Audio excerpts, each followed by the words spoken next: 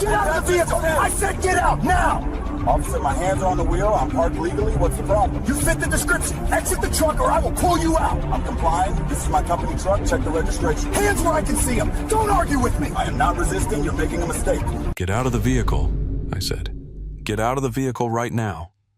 The shout didn't come from a concerned neighbor or a passing pedestrian. It came from the barrel-chested officer standing 5 feet from the driver's side door, his hand hovering dangerously close to his service weapon. The neighborhood was quiet, the kind of affluent subdivision in the suburbs of Atlanta, where the lawns are manicured to the millimeter and the silence is considered a property value. But that silence was shattered at 2:15 p.m. on a Tuesday. Officer Kyle Vance was 29 years old with a jawline he clenched like a fist and a haircut that was high and tight. He stood with his legs spread in a combat stance, adrenaline already dumping into his system, focused entirely on the massive obsidian black truck parked along the curb. It was a Ford F-450 Super Duty, the Platinum Edition, a beast of a machine that cost more than most people's first homes. It gleamed in the afternoon sun, the chrome accents blinding the tires pristine. To Officer Vance, it didn't look like a work truck. It looked like a trophy. And the man sitting behind the wheel didn't look like the owner. Marcus Sterling sat in the driver's seat, his hands resting visibly on the steering wheel. He was 54 years old, a man with graying temples and eyes that had seen decades of blueprints, boardrooms, and job sites. He wore a crisp polo shirt with the logo Sterling Infrastructure embroidered on the chest, tucked into clean khaki work pants. He wasn't speeding. He wasn't driving erratically. He was parked. Legally. "Officer," Marcus said, his voice a deep rumble of controlled patience. "I'm just reviewing some plans.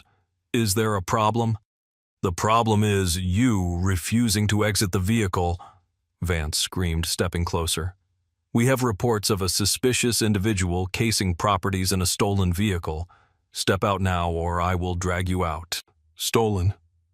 Marcus blinked, the absurdity of the accusation washing over him. "Son, this is a company vehicle. My company. I'm the senior project director for the construction site down the block." He gestured slightly with his head toward the skeleton of a new luxury home visible 2 lots down. "Don't call me son," Vance snapped. "And don't reach for anything. I don't care what you say you are. I know what I see. A truck like this reported stolen in this area. You fit the description." There was no report of a stolen F-450. There was no description of a suspect that matched Marcus.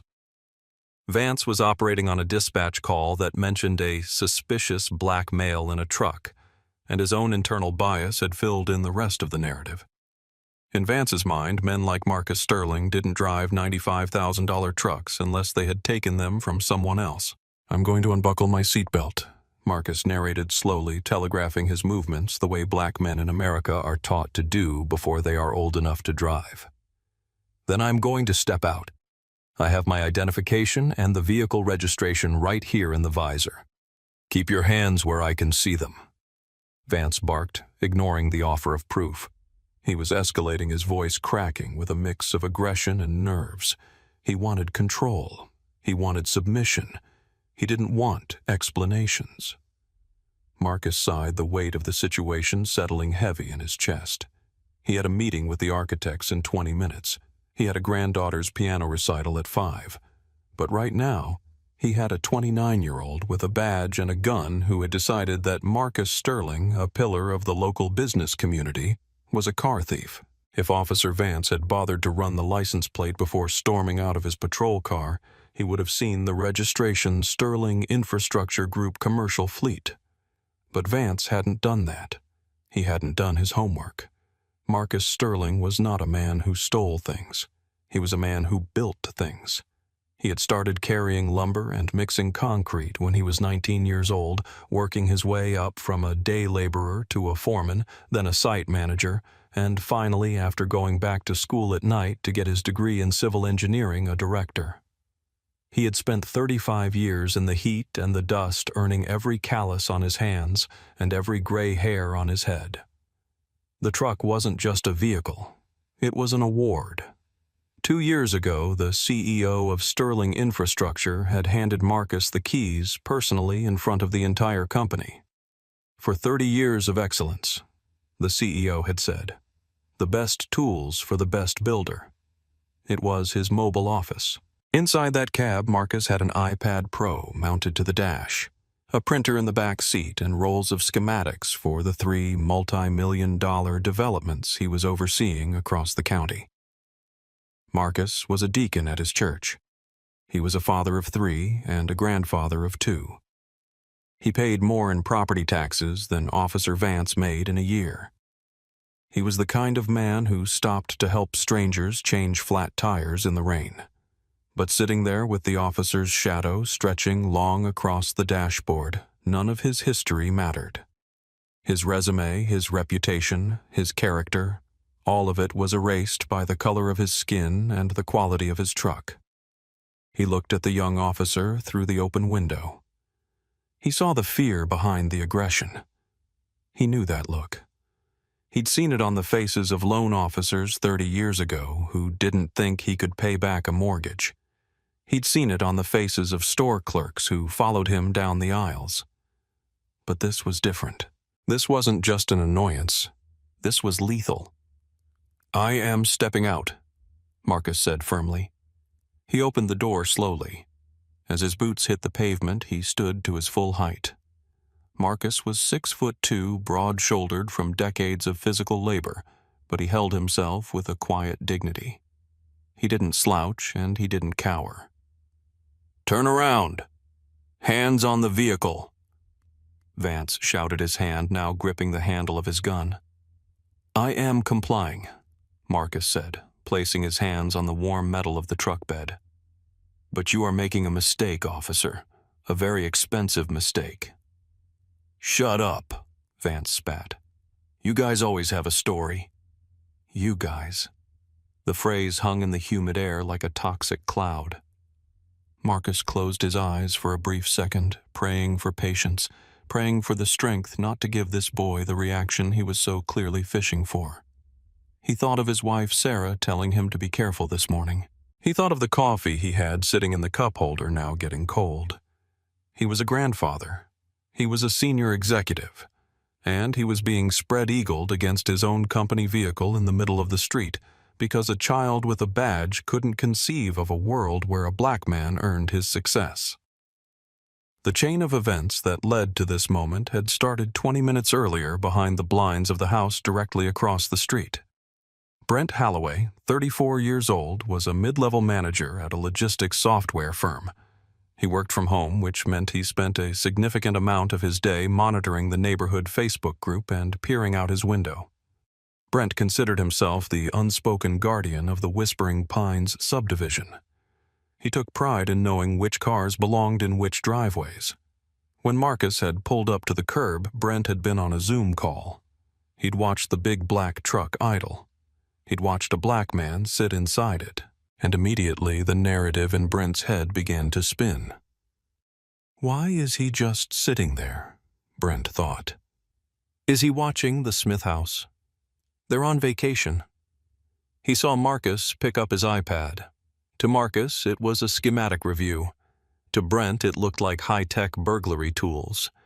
Maybe he was hacking the Wi-Fi. Maybe he was disabling security systems. Brent didn't see the Sterling Infrastructure logo on Marcus's shirt. He didn't see the hard hat on the passenger seat. He saw a stranger, a threat. He picked up his phone and dialed the non-emergency line, but his voice carried the urgency of a man under siege. "Yes, this is Brent Holloway at 405 Oak Creek Drive. There's a suspicious vehicle outside. A large black truck. It's been idling for 20 minutes. The dispatcher asked the standard questions. Is the individual doing anything aggressive?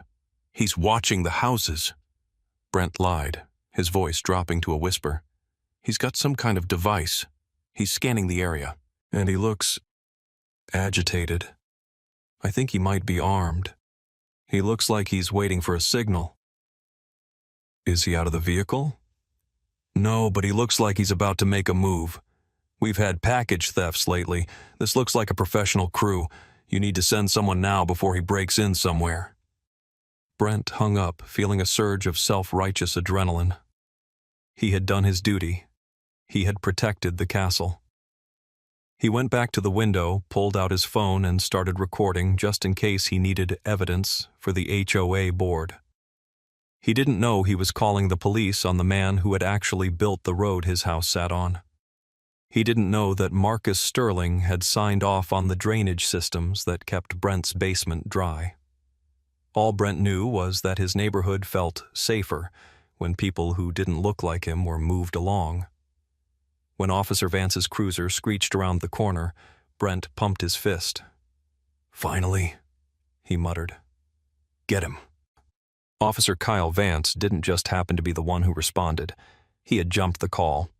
He was patrolling a sector 3 miles away when the dispatch came through, but the words "suspicious" and "casing" were like catnip to him. Vance had been with the department for 5 years.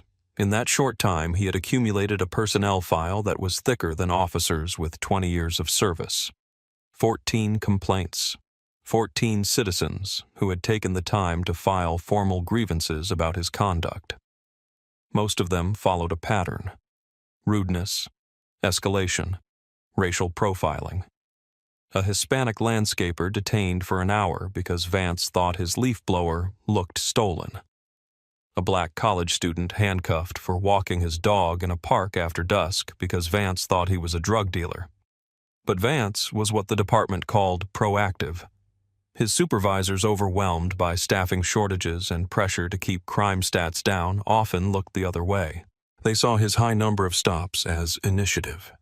The police union rep, a man named Henderson, had saved Vance's job 3 times, arguing that Vance was just a hard charger who needed a bit more polish, not termination. "He's got good instincts," Henderson had argued during the last review. "He just needs to work on his bedside manner." But it wasn't a bedside manner problem. It was a worldview problem. Vance believed that everyone was guilty of something, and it was his job to find out what. He viewed the affluent neighborhoods not as communities to serve, but as territories to defend from outsiders. Today, Vance was hungry.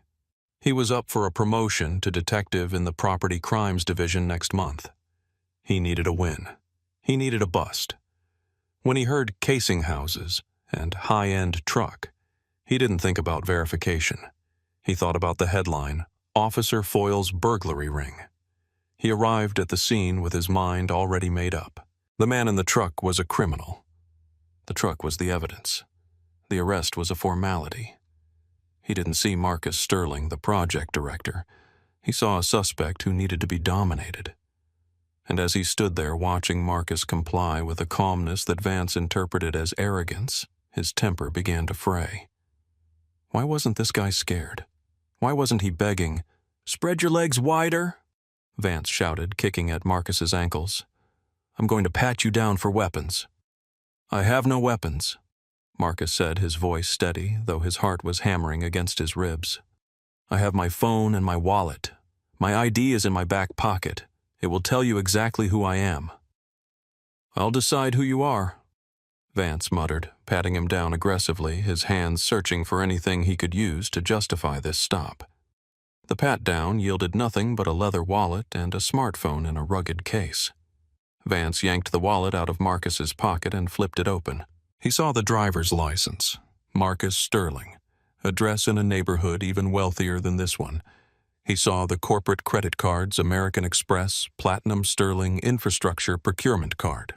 He saw a photograph of Marcus with his wife and grandchildren tucked in the plastic sleeve. Any rational officer would have stopped right there. The evidence was overwhelming. The story checked out. The truck, the clothes, the ID, it all painted a picture of a legitimate professional at work. But Vance was too deep in the tunnel. To admit he was wrong now in front of the homeowner across the street who was watching from the window in front of the landscapers down the block who had paused their mowers, it was impossible for his ego to accept. "This doesn't prove the truck isn't stolen," Vance said, shoving the wallet into his own pocket. "You could have stolen the truck and just be carrying your own ID. Check the registration, Marcus said, turning his head slightly. It's in the visor. It matches the company card you just held in your hand. I told you not to move. Vance slammed a hand into the middle of Marcus's back, pinning him harder against the truck. I'm not checking anything until I secure the scene. You're acting erratic. I haven't moved an inch, officer, Marcus said, his voice dropping an octave, becoming colder. And you are currently violating my civil rights. I am asking you to verify my employment. My job site is 50 yards away. My crew is there. Walk me over there. I'm not walking you anywhere. You're under arrest for loitering and suspicion of auto theft. Loitering. Marcus almost laughed, a dry, bitter sound. In a $90,000 truck while reviewing blueprints. You're arguing with me, that's resisting, Vance said. The logic was circular and suffocating. Vance needed a crime to justify the stop, so he was creating one out of thin air. By now, neighbors were stepping out onto their porches. A woman in yoga pants holding a latte, an older man walking a golden retriever. They watched with wide eyes. To them, the sight of a black man being pinned against a car by police confirmed their worst fears. Crime had come to Whispering Pines. They didn't know they were watching an innocent man being tormented. Officer, Marcus said, speaking clearly enough for the bystanders to hear. My name is Marcus Sterling. I am the senior project director for the Anderson estate being built at 410 Oak Creek.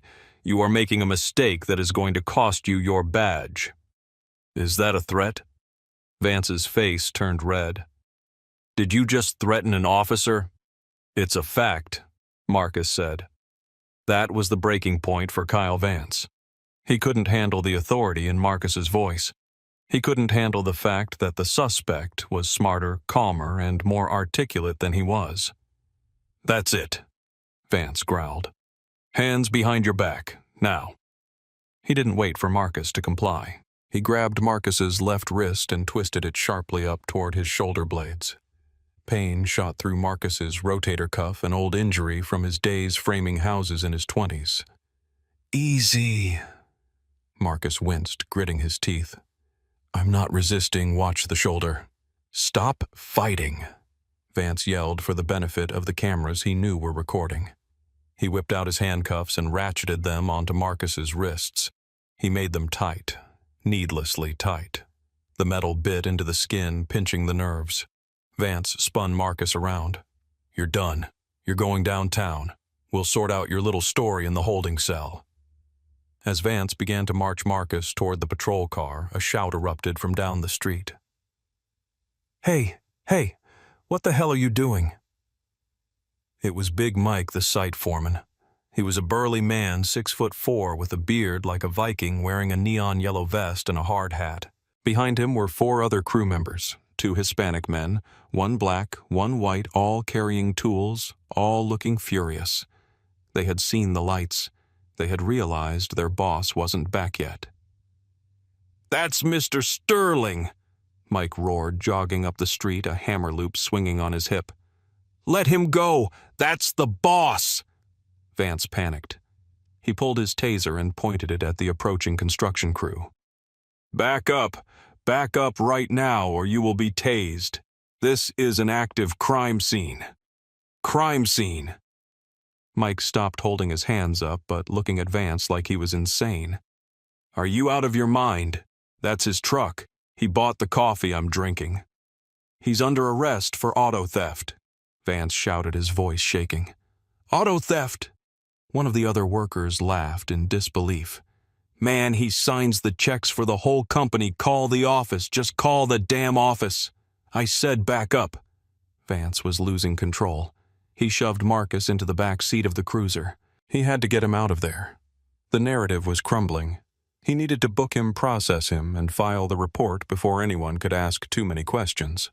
He slammed the door on Marcus's legs, forcing Marcus to pull them in quickly to avoid being crushed. Marcus sat in the cramped plastic seat, the handcuffs digging into his back, watching his crew argue with the officer through the window. He felt a tear of rage, hot and humiliating, prick the corner of his eye. He blinked it away instantly. He wouldn't give them that. The standoff between Vance and the construction crew was escalating when a second police vehicle rolled up. It wasn't a patrol car. It was a supervisor's SUV. Sergeant Miller stepped out. He was 55, a veteran of the force with weary eyes and a stomach that pushed against his utility belt. He had heard the radio chatter, Vance calling for backup, claiming a hostile crowd. Miller knew Vance. He knew Vance was a problem. He had driven over personally to make sure the kid didn't start a riot. "Vance!" Miller barked, his voice cutting through the noise. "Holster that taser, right now." Vance lowered the weapon but didn't holster it. "Sarge, I got a suspect in custody. These guys are obstructing." Miller looked at the hostile crowd. He saw 5 construction workers in Sterling Infrastructure vests looking more confused and angry than dangerous. He looked at the truck, the massive, pristine Ford F-450. Then he looked at the logo on the side of the truck door. Sterling Infrastructure. Miller walked over to Big Mike. "Who is in the car?" "That's Marcus Sterling," Mike said, pointing a calloused finger at the cruiser. "Our project director. He's been parked here for 20 minutes checking the specs for the foundation pour we're doing tomorrow. This idiot cop just rolled up and arrested him for stealing his own car." Miller felt a cold pit open in his stomach. He knew the name Sterling. The department had worked security for the Sterling Infrastructure Charity Gala last year. Marcus Sterling had given the keynote speech. He had shaken the chief's hand. Miller walked to the patrol car and peered through the window. Marcus looked back at him, his face a mask of stone. Miller opened the door. "Sir." "Sergeant," Marcus said, "I would like you to run the VIN on my truck. It is the vehicle directly in front of you. Then I would like you to remove these handcuffs, and then I would like the name of your superior." Miller turned to Vance. "Did you run the VIN?" Vance stammered. I was securing the scene first. He fit the description of a gay. "Did you run the VIN?" Miller's voice was a low growl. "No, Sarge." Miller pulled out his radio. He read the VIN off the dashboard of the truck. The dispatch came back in 6 seconds. "Vehicle is registered to Sterling Infrastructure Group. Assigned driver Marcus Sterling. No warrants, no reports. Status clear." The silence on the street was deafening. Even Brent Holloway, still filming from his window, lowered his phone. Miller closed his eyes for a second, calculating the blast radius of the explosion that was about to hit the department. "Vance," Miller said quietly, "give me the keys to the cuffs." "Sarge, he was resisting. Give me the damn keys." Miller snatched them from Vance's hand. He leaned into the car and unlocked the cuffs. Marcus rubbed his wrists. Deep red grooves marked his skin. He stepped out of the car, adjusting his polo shirt, brushing the dust off his pants. He didn't yell. He didn't scream.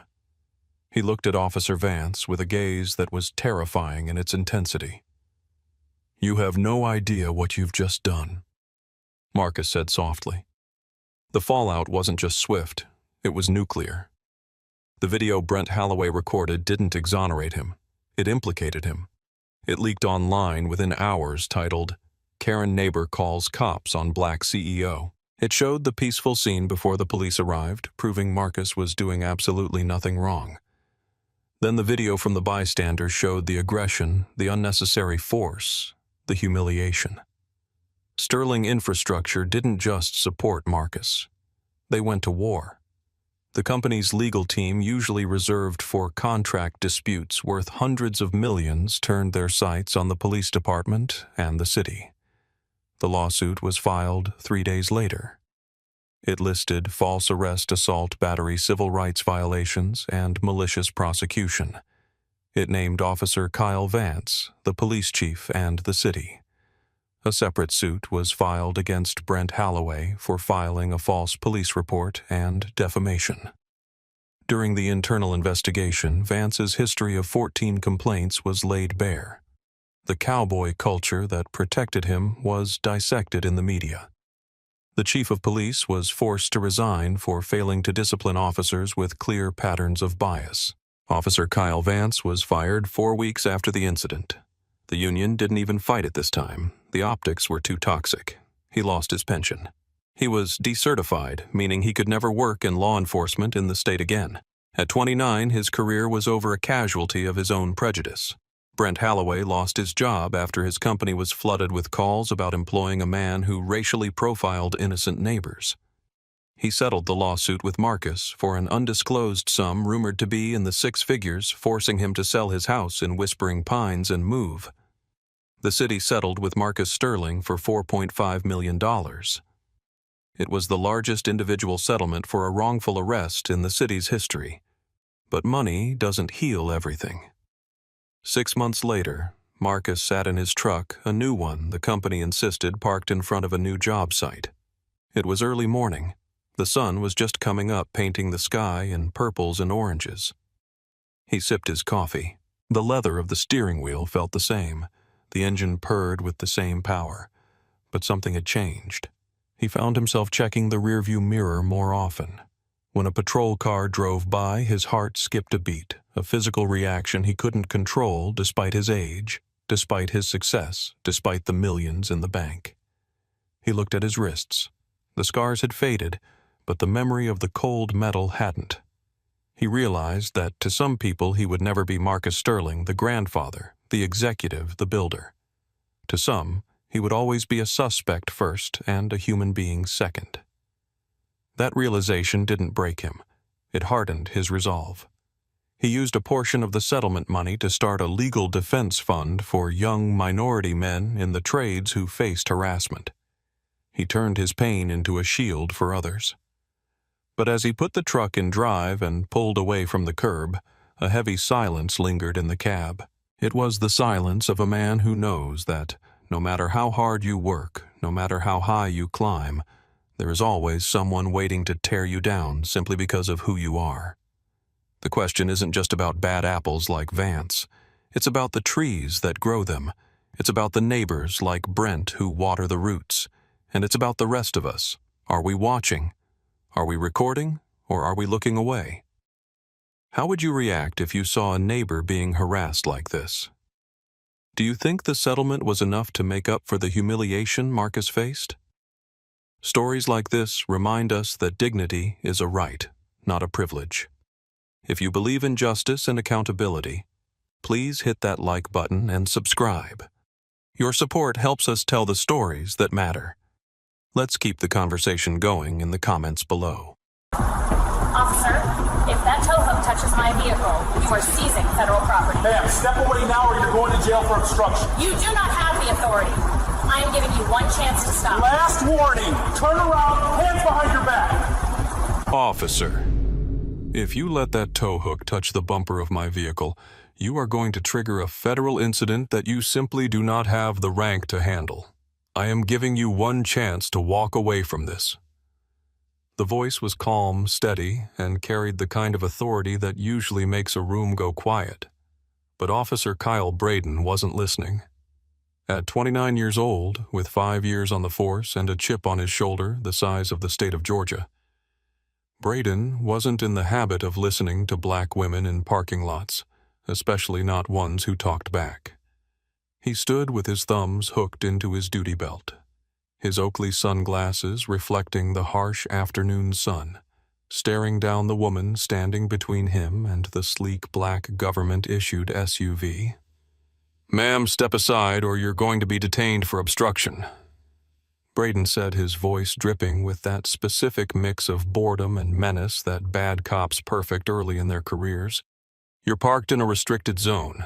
The sign says authorized personnel only. I don't see a badge. I don't see a uniform. I see a civilian vehicle blocking a transit access point. Miller, hook it up."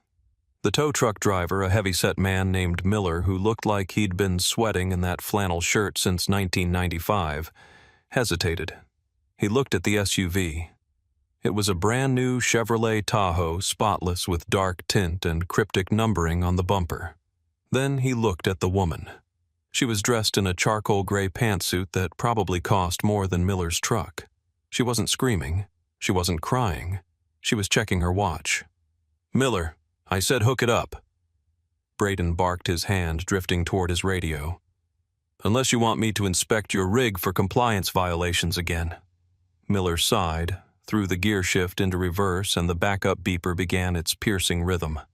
Beep, beep, beep. "Officer Braden, I assume that is your name on the tag," the woman said, her voice cutting through the noise. "I am Dr. Eleanor Vance. I am the Senior Administrator for the Federal Department of Transportation Region 4. That vehicle is property of the United States government. It is parked in a federally subsidized transit zone which I am currently auditing for compliance with the Infrastructure Investment and Jobs Act. You are about to seize federal property without a warrant, without cause, and in direct violation of the Supremacy Clause of the United States Constitution." Braden laughed. It was a short, sharp bark of a laugh. "Lady, I don't care if you're the Queen of England. You're in my city and my jurisdiction, and you're in a no-parking zone. And honestly, I don't believe you. You look like you're lost. Maybe you bought a fancy sticker online. People do it all the time." "It is not a sticker," Eleanor said, her patience thinning but her posture rigid. "It is a GSA placard, and if you had bothered to run the plates, you would see the registration is blocked for security reasons." That should have been your first clue to call a supervisor. "I don't need a supervisor to tow a car," Braden sneered, stepping closer, invading her personal space. "And I don't need a lecture from you. You're resisting a lawful order. You think because you drive a nice car and use big words, you can do whatever you want. That's the problem with people like you. You think the rules don't apply." "People like me?" Eleanor asked, her eyebrow raising a fraction of an inch. "Do clarify, officer.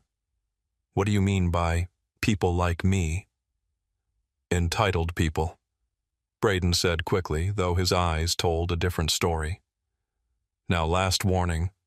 Step away from the vehicle, or you're going in cuffs." Before we go any further into this absolute train wreck of a police interaction, I need you to hit that like button if you believe that nobody, not even a police officer, is above the law. And tell me in the comments, have you ever tried to explain something to an authority figure who just refused to listen? This situation is about to go from bad to catastrophic, and Officer Braden has no idea that the woman he's threatening has the power to dismantle his entire department. To understand the magnitude of the mistake Officer Braden was making, you have to understand who Eleanor Vance was. At 54, Dr. Vance had spent 30 years in public service. She started as a civil engineer, moved into regulatory law, and was now one of the highest-ranking transportation officials in the country. She didn't just know the law. She wrote the regulations that cities like this one had to follow to get federal funding. That Tuesday afternoon, Eleanor wasn't shopping. She wasn't visiting friends. She was on an official site visit. The city had received a $12 million grant to install high-speed electric vehicle charging stations at this transit hub, and there had been reports of irregularities, corners being cut, contractors not meeting specs. Eleanor was there to see for herself. She had parked her government vehicle in the designated official business zone, placed her federal placard on the dashboard, and spent 40 minutes photographing the installation with a secure tablet. She was just finishing up putting her tablet into her briefcase when she saw the patrol car swerve into the lot. Officer Kyle Braden had been patrolling the area for 2 hours looking for easy pickings. The transit hub was a gold mine for tickets. Commuters rushing for trains often parked illegally for just a few minutes, and Braden loved the power trip of catching them. But when he saw the black Tahoe, he didn't see a federal vehicle. He saw an expensive SUV with dark windows parked in the best spot. And then he saw Eleanor. He saw a black woman in a business suit walking around the car inspecting the tires. In Braden's biased worldview, this didn't compute as official business. To him, it looked like someone checking out a car they didn't own, or perhaps someone waiting for a drug deal. It was a leap of logic so profound it could only be fueled by deep-seated prejudice, but Braden trusted his gut.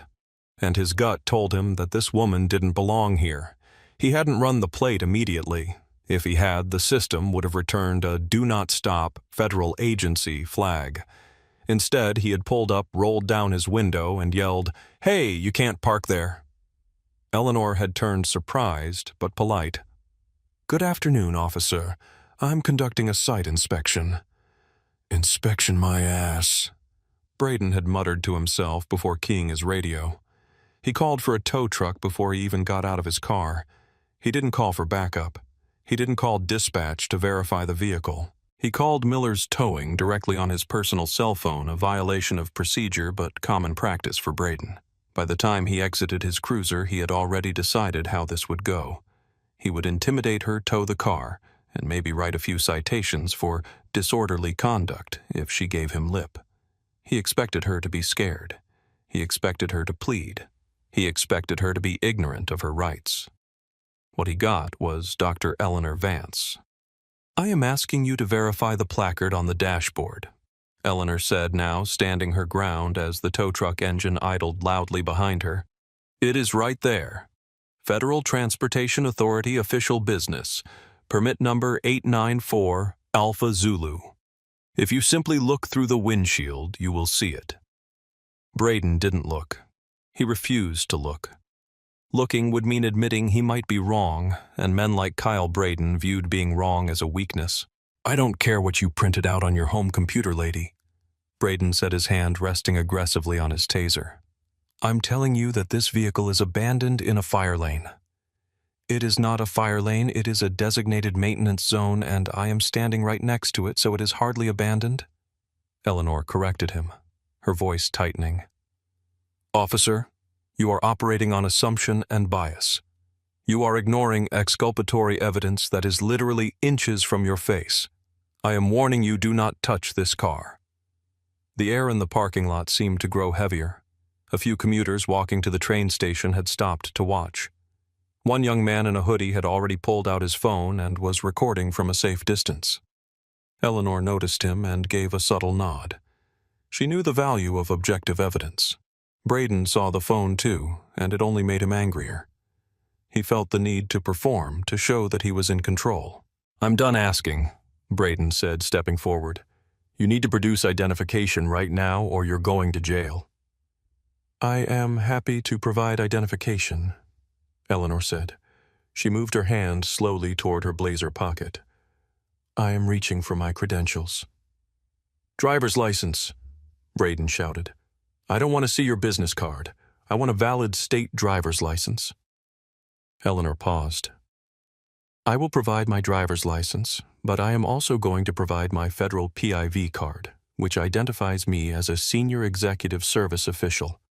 You need to see both to understand the jurisdiction here." She pulled out a slim leather wallet. She opened it, displaying her Maryland driver's license on one side, and her federal badge, a gold shield with the Department of Transportation seal on the other. Braden glanced at the license but ignored the badge completely. "Maryland? You're a long way from home. That explains it. You come down here and think you can park wherever you want because you're a tourist." "I am not a tourist. I am here on federal assignment," Eleanor repeated, enunciating every syllable. "Under 40 U.S. Code Section 1415, I have the authority to access this facility. If you tow this vehicle, you are interfering with a federal audit. That is a felony, officer, not a misdemeanor, a felony." Braden's face turned a blotchy red. He hated it when they quoted laws. It made him feel small, and when Braden felt small, he got dangerous. "You think you're a lawyer," he spat. "I have a Juris Doctor from Yale Law School, yes," Eleanor said coolly. "But currently I am an administrator, and I am telling you that you are making a career-ending mistake." Braden turned to Miller, the tow truck driver. "Miller, why isn't that car hooked up yet?" Miller looked nervous. He leaned out of his cab. "Kyle, Officer Braden, she's got a point about the plate. It's got the U.S. government tag on the bottom. I don't know if I can tow that without a supervisor signing off." "I am the supervisor," Braden yelled, his voice cracking slightly. "I am the authority here. I'm giving you a lawful order to remove an obstruction. If you don't hook it up, I'm calling the station and having your contract pulled. You want to lose the city contract, Miller? Over this? It was a blatant threat. Eleanor cataloged it immediately. Coercion. Miller swallowed hard. He needed this job. He had child support to pay. All right. I'm doing it. He engaged the hydraulics, lowering the boom. Officer, Eleanor said, stepping in front of the bumper again. I cannot allow you to take this vehicle. It contains sensitive government documents and equipment. It is a matter of national security. Get away from the car, Braden screamed, losing all composure. You are obstructing traffic and interfering with a police officer. There is no traffic. Eleanor gestured to the empty lot. And the only interference happening here is you interfering with my constitutional rights and my federal duties. That's it, Braden snapped. He reached for his handcuffs. Turn around. You're done. The moment Officer Braden reached for his cuffs, the dynamic shifted from a dispute to an assault on civil liberty. Eleanor didn't flinch. She didn't run. She stood tall, her eyes locking onto Braden's with a ferocity that should have stopped him cold. On what charge? Eleanor asked, her voice dropping an octave, becoming deadly serious. Disorderly conduct, obstruction of justice, and resisting arrest. Braden rattled off, grabbing her left wrist and twisting it behind her back with unnecessary force. I am not resisting, Eleanor stated clearly for the benefit of the recording witnesses. I am complying under duress. I am stating for the record that this arrest is unlawful. There is no probable cause. You have failed to articulate a specific crime. Shut up, Braden grunted, shoving her against the side of her own vehicle, the very vehicle he claimed was abandoned. You can tell it to the judge. Oh, I intend to, Eleanor said, wincing slightly as the cold metal ratcheted tight around her wrists. I intend to tell it to several judges, and the Inspector General, and the Department of Justice Civil Rights Division. Miller, the tow driver, watched from his cab, looking sick. He knew this was wrong. He had seen Braden pull this stunt with tourists before, towing their cars and forcing them to pay cash to get them out quickly. But this felt different. This woman wasn't scared. She was disappointed. Hook it up, Miller, Braden yelled over his shoulder as he handled Eleanor. Take it to the impound lot, the private one on 4th Street. Officer, Eleanor said, her cheek pressed against the warm metal of the Tahoe. You are ordering a private tow of a federal vehicle to a non-government impound lot. That is theft. You are stealing government property. It's an impound, Braden said, spinning her around to face him. He looked triumphant. He thought he had won. He had silenced the arrogant woman who dared to question him. And you're going for a ride. He marched her toward his patrol car. The crowd had grown. There were 3 people filming now. One woman shouted, She didn't do anything. That's her car. Back up, Braden shouted at the bystanders. Unless you want to join her. He opened the back door of his cruiser and pushed Eleanor inside. The seat was hard plastic molded to be uncomfortable. The car smelled of stale coffee and sweat. As Braden slammed the door, shutting her in, Eleanor took a deep breath. She closed her eyes for 3 seconds to center herself. She was furious, a cold, sharp fury that sat in her chest like a stone, but she pushed it aside. Panic was useless. Anger was fuel, but only if controlled. She needed to remember everything. The time, 2:14 p.m., the officer's badge number 4922, the tow company, Miller's Towing, the specific threats used. Through the plexiglass divider, she watched as Miller hooked up the Tahoe. She watched her government laptop, her files, and the sensitive audit data being dragged away by a corrupt system. Braden got into the driver's seat. He was breathing hard, the adrenaline of the confrontation still pumping through him. He adjusted his rearview mirror to look at her. Comfortable back there, Your Highness? He taunted. Eleanor met his gaze in the mirror. She didn't blink. Officer Braden, she said softly, I want you to remember this moment. I want you to remember exactly how powerful you feel right now, because it is the last time you will ever feel this way. Braden laughed again, turning the ignition. Yeah, save it. He pulled out of the lot, leaving the empty space where the federal vehicle had been. He thought he was taking a criminal to jail. He had no idea he was driving a witness to his own professional execution. The drive to the precinct took 15 minutes. Braden played the radio loud, some aggressive talk radio station ranting about how the country was going soft. He was trying to annoy her, trying to break her composure. It didn't work. Eleanor sat in silence, her mind constructing the legal brief she would file by the end of the week. She thought about her husband, a retired surgeon who would be worrying when she didn't check in at 2:30. She thought about her son, a professor at Howard University, who had warned her about traveling alone to these compliance sites. "It doesn't matter who you are, Mom," he had said. "To them, you're just a target." She hated that he was right. She had badges, degrees, presidential appointments, and here she was, handcuffed in the back of a dirty Ford Explorer, because a 29-year-old man didn't like her tone. When they arrived at the precinct, Braden pulled into the Sallyport with a flourish. He hauled her out of the car, gripping her arm tight. "Let's go. Booking is this way," he said. He paraded her through the back hallways. They passed a few other officers. One of them, a younger woman, looked at Eleanor's suit, then at the handcuffs, then at Braden. She looked confused, but she didn't say anything. The blue wall of silence was strong here. Braden brought her to the booking desk. Behind the high counter sat Desk Sergeant Kowalski. Kowalski was 58, a 30-year veteran who was counting the days to his pension.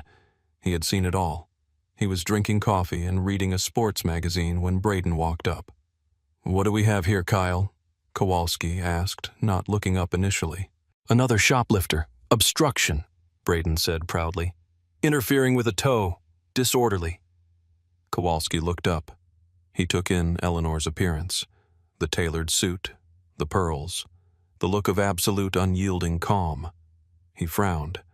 This didn't look like a disorderly conduct case. This looked like a lawsuit waiting to happen. "Ma'am," Kowalski said, his tone significantly more respectful than Braden's. "I need your name." "My name is Dr. Eleanor Vance," she said clearly. "I am a senior administrator with the U.S. Department of Transportation. I have been unlawfully detained by Officer Braden while performing official federal duties." The room went quiet. The typing in the background stopped. Kowalski put down his coffee cup slowly. He looked at Braden. "Kyle, did you verify her ID?" "She showed me some fake badge." Braden scoffed. "Claimed she was a Fed. I told her to save it for the judge. She refused to move her car from the transit zone." "My credentials are in my wallet," Eleanor said. "Which officer Braden has in his possession?" "Give me the wallet, Kyle," Kowalski said. His voice wasn't asking, it was ordering. Braden rolled his eyes and tossed the leather wallet onto the counter. "It's all nonsense, Sarge. Just book her." Kowalski opened the wallet. He bypassed the credit cards and the cash. He pulled out the driver's license. Valid. Then he pulled out the PIV card, the personal identity verification card issued to federal employees. He held it up to the light. He saw the holographic chip. He saw the Department of Homeland Security seal. Then he pulled out the gold badge. It was heavy. It was real. Kowalski's face went pale. He looked at the back of the PIV card. Security Clearance Level 5, Critical Infrastructure. He looked at Braden. "Kyle, where is her car?" "Towed it," Braden said, checking his phone. "Miller took it to the yard." "You towed a federal government vehicle." Kowalski's voice rose to a near screech. "Did it have plates? Government plates?" "Yeah, but she probably bought 'em on eBay," Braden said, suddenly looking a little less confident. "Sarge, what's the problem?" "The problem?" Kowalski said, standing up and slamming the wallet onto the desk. is that you just arrested a high-ranking federal official and stole a car belonging to the United States government. Do you have any idea what you've done? She was parked illegally, Braden argued, but his voice was thin now. I was parked in a compliance zone, Eleanor interjected calmly. As authorized by Federal Statute 23 U.S.C. 101. Kowalski looked at Eleanor. Ma'am, Dr. Vance, I am so sorry. He came around the desk. Give me the keys to the cuffs, Braden. Now. But, Sarge, give me the keys, Kowalski roared. The sound of the handcuffs clicking open was the loudest thing in the room. Eleanor rubbed her wrists. There were red marks where the metal had dug in. I need to speak to your watch commander immediately, Eleanor said. She didn't sound relieved. She sounded like she was convening a grand jury. Yes, ma'am, immediately, Kowalski said. He picked up the phone. Get Lieutenant Henderson down here, now, and tell him to bring the captain if he's in. We have a code red situation in booking. Braden was standing there, his mouth slightly open. The smugness was evaporating, replaced by a creeping dread. Sarge, she's bluffing. It's just a badge. Shut up, Kyle, Kowalski hissed. Just shut your mouth before you dig the hole any deeper. You towed a federal agent's car. Do you know who calls us when that happens? The FBI calls us. Homeland Security calls us. The door to the back office flew open. Lieutenant Henderson, a man with graying hair and a permanent scowl, marched in. What is going on? I could hear you yelling from... He stopped. He saw Eleanor Vance standing by the desk, rubbing her wrists. He saw the federal credentials laid out on the counter. He saw Braden looking like a deer in headlights. Lieutenant, Kowalski said, Officer Braden arrested Dr. Vance for parking in a transit zone while she was conducting a federal audit. He also ordered the towing of her government vehicle to a private lot. Henderson looked at the credentials. He looked at Eleanor. He recognized the name. The Department of Transportation had sent a memo 2 weeks ago about upcoming audits. He had signed it himself. Dr. Vance. Henderson said, his voice tight. I am Lieutenant Henderson. Please come into my office. I will remain here, Eleanor said. I want everything on camera. I want this officer's body camera footage secured immediately. I want the dash cam footage secured, and I want to know where my vehicle is right now. We'll get it back immediately, Henderson said. He turned to Braden. His eyes were cold. Braden, give me your badge and your gun. Sir, Braden squeaked. You are relieved of duty pending an investigation, Henderson said. Put them on the desk, now. Braden's hands shook as he unholstered his weapon. He unpinned the badge he had hidden behind for 5 years. He placed them on the counter next to Eleanor's federal ID. The contrast was striking. One badge represented service and law. The other, in Braden's hands, had become a tool of oppression. Am I fired? Braden asked, his voice trembling. You're lucky if you're not indicted, Eleanor answered for the lieutenant. The vehicle you towed contains classified infrastructure data. If that chain of custody has been broken, if anyone at that tow yard has opened that vehicle, you have violated the Espionage Act. Braden looked like he was going to vomit. Get him out of here, Henderson ordered 2 other officers. Put him in the conference room and call the towing company. Tell Miller if he touches that car, I'll arrest him myself. As Braden was led away, looking back over his shoulder, he met Eleanor's eyes one last time. There was no mockery in her gaze, no triumph, just a severe, terrifying accountability. Dr. Vance, Henderson said, wiping sweat from his forehead. I can't express how sorry I am. This is not how our department operates.